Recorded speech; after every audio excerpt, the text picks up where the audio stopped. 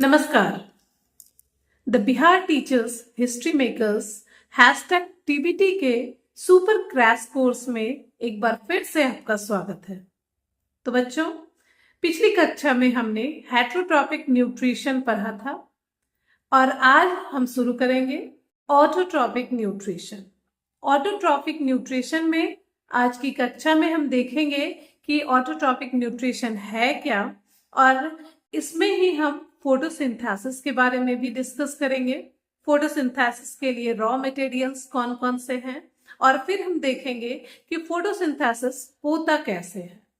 उसके बाद जब हम यह समझ लेंगे कि फोटोसिंथेसिस कैसे होता है, क्या होता है, तो फिर हम इस अध्याय से जो कुछ इम्पोर्टेंट प्रश्न अभी तक आ चुके हैं उसे देखेंगे। उसे देखने के बाद आपको आइडिया हो जाएगा कि इस चैप्टर से किस तरह के प्रश्न आते हैं और आप उसे कैसे सॉल्व करोगे। मैं प्रीवियस ईयर्स में आए गए कुछ क्वेश्चंस को भी आप लोगों के साथ डिस्कस करूंगी, जिससे कि आप आंसर करने में आपको काफी मदद मिलेगी। और बच्चों, आप अगर प्रीवियस ईयर क्वेश्चंस करते हो तो ज्यादातर क्वेश्चंस रिपीटेड होते हैं, और रिपीटेड क्वेश्चंस अगर आप यहाँ पर देख लोगे तो अगर एग्जाम में आपके सामने आएंगे तो आपको बिल्कुल भी घबराहट नहीं होगी और आप आसानी से उन प्रश्नों का हल कर पाओगे। तो चलें देखते हैं कि स्वपोषी पोषण यानी कि ऑटोट्रॉपिक न्यूट्रिशन किसे कहते हैं। तो आइए बच्चों देखते हैं स्वपोषी पोषण यानी कि ऑटोट्रॉपिक न्यूट्रिशन क्या होता है और कहाँ पाया जाता है। तो बच्चों, पोषण का वह तरीका जिसमें जीव अपने आसपास के वातावरण में उपस्थित सरल अजैव पदार्थ मीन्स इनऑर्गेनिक सब्सटेंसेस जैसे carbon dioxide, water and sunlight से अपना भोजन बनाता है। और इसके उदाहरण क्या है? हरे पौधे। सिर्फ हरे पौधे नहीं, कुछ ऐसे भी जीवाणु हैं जिनमें क्लोरोफिल प्रेजेंट होगा, और क्लोरोफिल के प्रेजेंस के कारण वह प्रकाश संश्लेषण कर सकते हैं, और उनमें देखा जाता है स्वपोषी पोषण। और बच्चों, जिन जीवों में इस तरह के पोषण देखे जाते हैं ना, उन्हें हम ऑटोट्रॉप्स कहते हैं या फिर स्वपोषी। ठीक है, तो स्वपोषी जीव कार्बन तथा ऊर्जा की आवश्यकता प्रकाश संश्लेषण के द्वारा पूरी करता है। अब देखते हैं कि प्रकाश संश्लेषण क्या है। तो प्रकाश संश्लेषण भी बच्चों वह प्रक्रम है जिसमें प्रकाश यानी कि सनलाइट के प्रेजेंस में संश्लेषण यानी सिंथेसिस का काम किया जाता है। और ये सिंथेसिस किन चीजों का होगा? तो फूड की सिंथेसिस की जाती है ना। तो हम दूसरे शब्दों में कह सकते हैं कि प्रकाश संश्लेषण वह प्रक्रम है जिसमें स्वपोषी बाहर से लिए पदार्थों को ऊर्जा संचित रूप में परिवर्तित कर देता है। ये पदार्थ कार्बन डाइऑक्साइड तथा जल के रूप में पौधों के बाहर से लिए जाते हैं, जो सूर्य के प्रकाश तथा क्लोरोफिल की उपस्थिति में कार्बोहाइड्रेट में परिवर्तित कर दिए जाते हैं। अब बच्चों, हम देखेंगे कि प्रकाश संश्लेषण का अपना एक इक्वेशन भी है ना, और उसे हम ध्यान में रखेंगे। इस इक्वेशन में हम देख सकते हैं कि कैसे CO2 और वाटर, CO2 जो बाहरी एनवायरनमेंट से लिया जाता है, और वाटर जो कि क्लोरोफिल से, वाटर जो कि जड़ों के द्वारा अवशोषित किया जाता है, यह क्लोरोफिल के प्रेजेंस में और सूर्य के प्रकाश के प्रेजेंस में क्या बनाता है? ग्लूकोज। और ग्लूकोज के साथ ही ऑक्सीजन रिलीज किए जाते हैं और वाटर मॉलिक्यूल्स भी इसमें पैदा होते हैं। तो इस तरह से हम क्या देखते हैं, जब इसे बैलेंस करते हैं तो हम देखते हैं कि 6 molecule of CO2 and 12 molecule of H2O in the presence of chlorophyll and sunlight, glucose molecules are formed, and in this process 6 oxygen molecule and 6 water molecule is also released. जब आप balance करोगे, balancing तो आपने सीखा ही होगा, तो balance करने के बाद आप देखते हो कि क्लोरोफिल के प्रेजेंस में 6 मॉलिक्यूल ऑफ ऑक्सीजन और वाटर भी रिलीज होते हैं। और बच्चों, यहाँ पर मैंने जो केमिकल इक्वेशन लिखा है उसका मेन उद्देश्य था कि आप लोगों को कुछ फॉर्मूलाज याद हो जाएं, जैसे कि कुछ फॉर्मूले हैं आपके, जैसे कि ग्लूकोज का फॉर्मूला है। तो ग्लूकोज का फॉर्मूला परीक्षा में भी पूछे जाते हैं कि ग्लूकोज का फॉर्मूला क्या है। तो बच्चों याद रखना है C6H12O6, यह है ग्लूकोज का फॉर्मूला। और वाटर तथा कार्बन डाइऑक्साइड के फॉर्मूले तो आपको याद ही होंगे, है ना बच्चों। तो आगे अब हम चलेंगे कि प्रोसेस ऑफ फोटोसिंथेसिस, फोटोसिंथेसिस कैसे होता है, इसमें सबसे पहले कौन सी क्रिया होती है। बच्चों जो प्रीवियस ईयर के क्वेश्चंस हैं उसमें उसको आप जरूर करना, क्योंकि इसमें बहुत रिपीटेशन होता है और उसमें यह प्रश्न काफी बार आ चुका है कि फोटोसिंथेसिस की क्रिया में सबसे पहला स्टेप क्या होता है। तो बच्चों जब हम फोटोसिंथेसिस की क्रिया को देखेंगे तो सबसे पहला स्टेप है एब्जॉर्प्शन ऑफ सनलाइट, है ना, light energy by chlorophyll. Chlorophyll के द्वारा लाइट एनर्जी को अब्सॉर्ब किया जाएगा। जो दूसरा स्टेप है वह है conversion of light energy into chemical energy, light energy को केमिकल एनर्जी में बदल देना और स्प्लिटिंग अप ऑफ, और जो आपने केमिकल्स को लिया है उसको क्या क्या करना है, स्प्लिट करना है ना। तो स्प्लिटिंग अप ऑफ, आपने कौन सा केमिकल लिया था, वाटर मॉलिक्यूल। तो वाटर मॉलिक्यूल को स्प्लिट किया जाता है हाइड्रोजन एंड ऑक्सीजन में। तो बच्चों अगर आपसे पूछा जाए कि जो फोटोसिंथेसिस की क्रिया के दौरान ऑक्सीजन रिलीज किए जाते हैं वह ऑक्सीजन कहाँ से आते हैं, तो इसका जवाब होगा कि स्प्लिटिंग ऑफ वाटर मॉलिक्यूल के द्वारा। अब हम देखते हैं कि जो हाइड्रोजन के एटम्स स्प्लिटिंग के बाद मिले हमें, उसका क्या होता है, तो वो हाइड्रोजन के atoms reduction of carbon dioxide में यूज होता है। यानी रिडक्शन मतलब क्या समझते हो, तो जब हाइड्रोजन जो है किसी मॉलिक्यूल्स में अटैच हो जाता है ना, मॉलिक्यूल से जुड़ जाता है, और मॉलिक्यूल से जुड़ने की क्रिया को ही रिडक्शन कहते हैं, है ना। तो यहाँ पर क्या हो रहा है कि हाइड्रोजन कार्बन डाइऑक्साइड से जाकर जुड़ जा रहा है और जुड़ने के बाद कार्बोहाइड्रेट्स बना रहे हैं, ठीक है। तो ये कार्बोहाइड्रेट्स के ही एग्जाम्पल हैं ग्लूकोज। तो इस तरह से हमने देखा कि फोटोसिंथेसिस की क्रियाएं कितने स्टेप्स में होती है। अब मैं आपको दिखा रही हूँ कुछ, एक पिक्चर है जिसमें आप देखोगे कि कैसे सनलाइट को अब्सॉर्ब किया जा रहा है, कार्बन डाइऑक्साइड बाहरी इन्वायरमेंट से लिए जा रहे हैं, वाटर को पौधों की जड़ों के द्वारा अवशोषित किया जा रहा है, और इस क्रिया में ग्लूकोज का निर्माण हो रहा है और साथ ही साथ ऑक्सीजन को रिलीज किया जा रहा है। तो बच्चों अब हम देखते हैं कि प्रकाश संश्लेषण के लिए आवश्यक कच्ची सामग्री यानी कि रॉ मटेरियल्स, इससे भी काफी बार यह पूछा गया है कि इनमें से कौन सा प्रकाश संश्लेषण के लिए रॉ मटेरियल नहीं है या फिर कौन सा प्रकाश संश्लेषण के लिए रॉ मटेरियल है। आपको 4 ऑप्शंस दे दिए जाएंगे और आपको उनमें से चूज करना है। तो बच्चों जैसे सूर्य का प्रकाश, क्लोरोफिल और कार्बन डाइऑक्साइड स्थलीय पौधे से वायुमंडल से प्राप्त करते हैं, और जो जल है वह स्थलीय पौधे जड़ों तथा मिट्टी से जल का अवशोषण करते हैं। तो इस तरह से हमने देखा कि प्रकाश संश्लेषण के लिए आवश्यक कच्ची सामग्रियां क्या क्या हैं। अब हम देखेंगे कि प्रकाश संश्लेषण के दौरान कौन कौन सी घटनाएं होती है।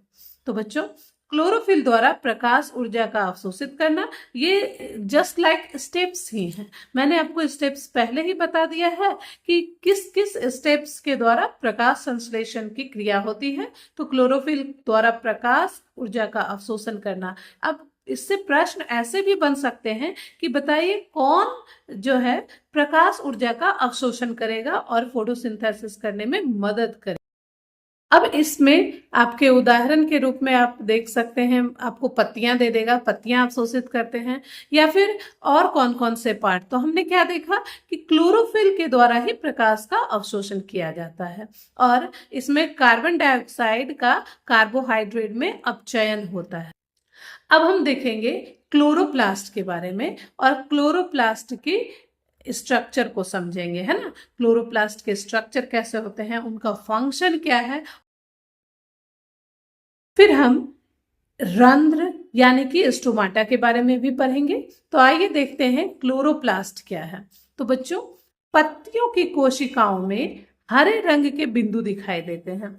जब आप माइक्रोस्कोप के अंदर लीफ के स्ट्रक्चर या लीफ सेल को देखोगे ना, तो उसमें हरे रंग की बिंदुएं दिखाई देती। ये हरे बिंदु कोशिकांग है जिसे क्लोरोप्लास्ट कहते हैं। अब पत्तियों की कोशिकाओं में जो हरे रंग के बिंदु दिखाई देते हैं वे हरे बिंदु कोशिकांग है जिसे क्लोरोप्लास्ट कहते हैं। इन इसमें क्लोरोफिल होता है ना। मैं आपको जो तस्वीर दिखा रही हूँ उसमें भी आप देख सकते हो कि कैसे कोशिका के अंदर जो हरे बिंदु हैं, और उस हरे बिंदु को भी मैग्नीफाई करके मैंने दिखाया है कि क्लोरोप्लास्ट कैसे पाए जाते हैं कोशिकाओं के अंदर। बच्चों, अब हम देखेंगे कि रंध्र किसे कहते हैं, यानी कि स्टोमाटा किसे कहते हैं और उसके क्या स्ट्रक्चर होते हैं। तो पत्ती की सतह पर जो सूक्ष्म छिद्र होते हैं उन्हें रंध्र कहा जाता है।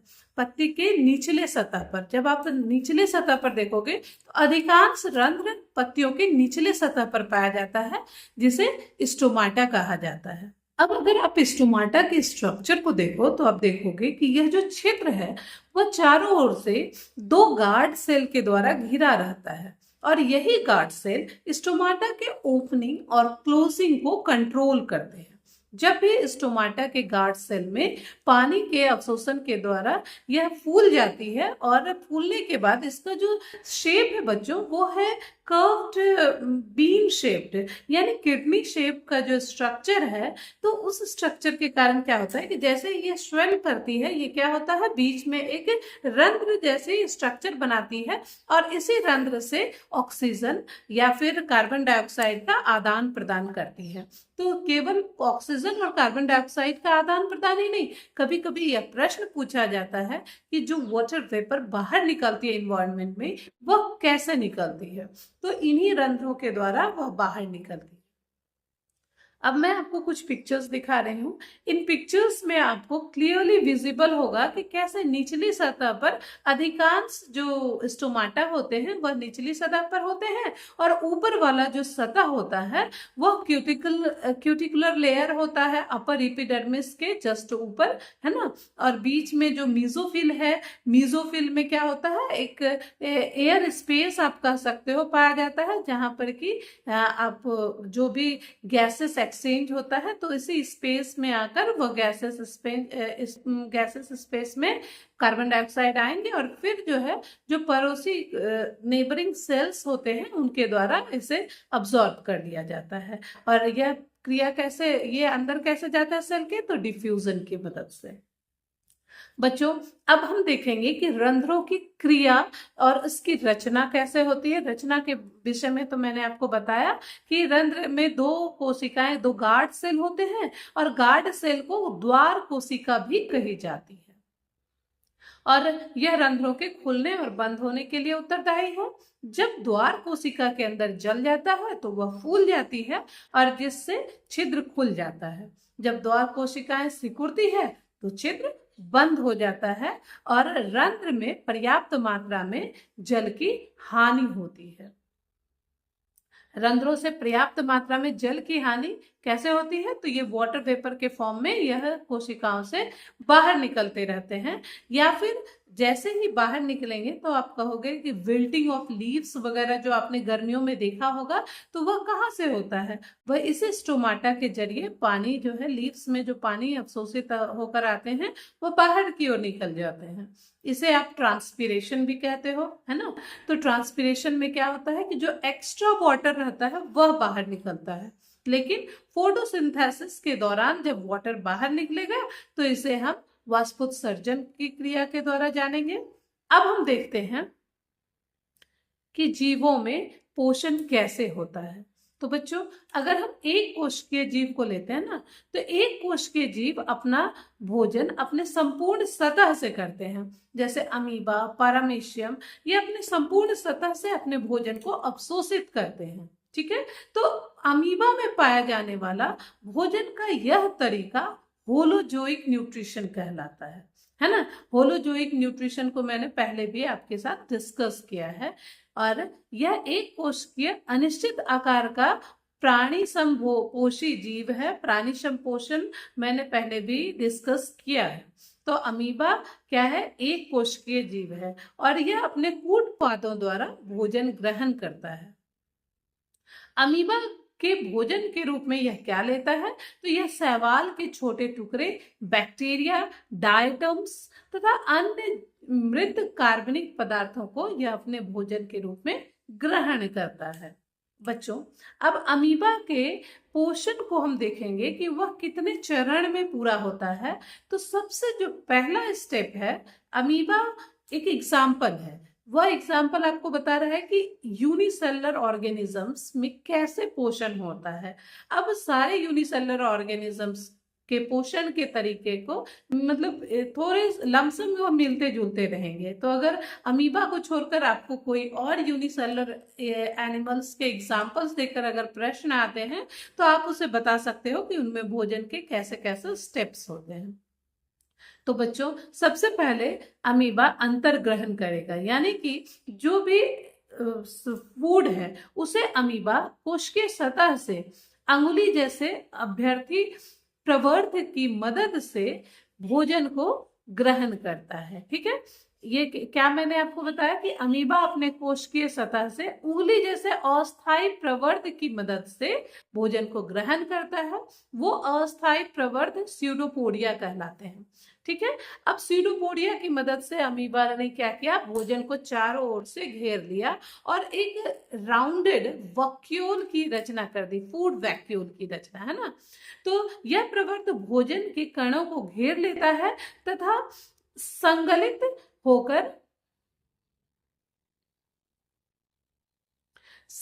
होकर क्या बनाता है, खाद्य रिक्तिका। वह बाहर से जैसे ही फूड को स्यूडोपोडिया ऐसे घेरता है तो इस बिंदु पर आप देखो कि वो जुड़ जाता है, संगलित हो जाता है और अब कोशिका के बॉडी में एक राउंडेड स्ट्रक्चर है जिसके अंदर क्या है, फूड है। और फूड को जब वो चारों ओर से घेर लेता है तो ऐसे स्ट्रक्चर को कहते हैं फूड वैक्यूल।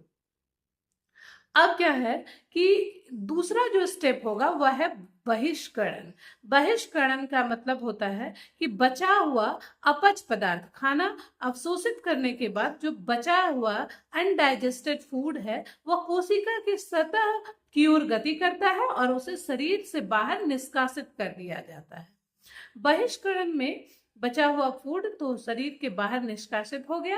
अब इसी के साथ कोशिका में जो स्टेप्स हैं कि कितने स्टेप्स में भोजन को लिया गया है वह खत्म हो गया। सबसे पहले उसका अंतर्ग्रहण किया गया, फिर उसका पाचन किया गया। खाद्य रिक्तिका क्या करती है, अपने अंदर जटिल पदार्थों का विघटन सरल पदार्थों में कर लेती है और ये कोशिका द्रव्य में अब्सॉर्ब कर लिए जाते हैं। और ठीक इसका जो तीसरा चरण है वह है बहिष्करण, जिसमें कि अनडाइजेस्टेड वेस्ट मटेरियल को बाहर निकाल दिया जाता है।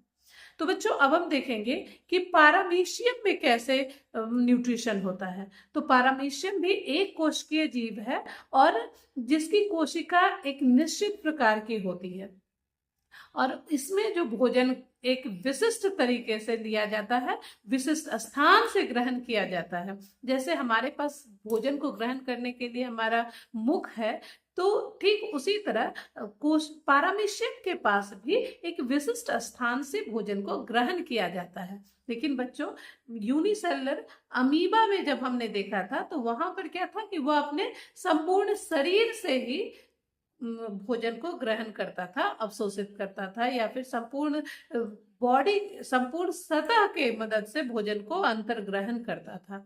लेकिन यहाँ पर थोड़ा डिफरेंस है। पारामीशियम में फूड को एक निश्चित स्थान से भोजन को शरीर के अंदर ले जाया जाता है, ग्रहण किया जाता है। भोजन इस स्थान तक पश्चात की गति द्वारा पहुंचाया जाता है और जो भोजन को इस स्थान तक पश्चात की गति के द्वारा पहुंचाया जाता है जो कोशिका की कोशिका की पूरी सतह को ढके होता है। पश्चात क्या है, सीलिया। सीलिया जो है कोशिका के पूरी सतह पर एकदम हेयर लाइक स्ट्रक्चर्स निकले रहते हैं और उसकी मदद से भोजन को शरीर के उस हिस्से तक ले जाया जाता है जहां से कि वह पारामीशियम भोजन को अपने शरीर के अंदर ले जाएगा। बच्चों इसी के साथ मल्टी सेलर या यूनिसेलर ऑर्गेनिजम्स में हमने देखा कि न्यूट्रिशन कैसे होता है, इसके दो एग्जांपल्स भी हमने देखे। अब हम देखेंगे कि बहुकोशिकीय जीव में न्यूट्रिशन कैसे होगा। लेकिन बहुकोशिकीय जीव में जो न्यूट्रिशन होगा वह अपने आप में एक कंप्लीट चैप्टर है बच्चों, तो वह मैं आपको अगली कक्षा में बताऊंगी।